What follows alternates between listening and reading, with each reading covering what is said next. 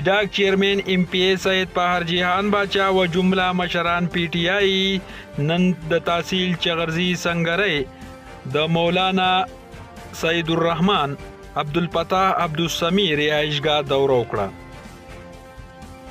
د دورې دوران د PTI مشرانو شاندار استقبال وشو او د سکول ماشومانو ورته ټیبلو هم پیش کړه.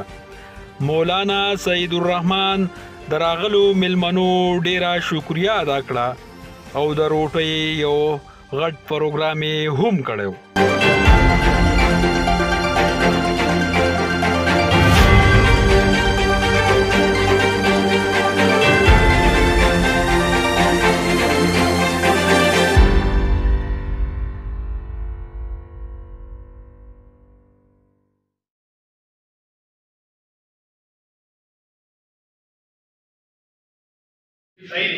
اما بعد فاعوذ باللہ من الشیطان الرجیم بسم اللہ الرحمن الرحیم.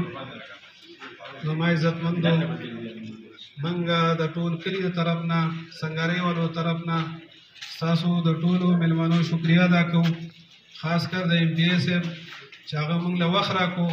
د هغه سره نور درانه ملمانه د هر یو نوم اخیستل هغه مشکل وي، خو چې یو بیا سړی نه هیر شي.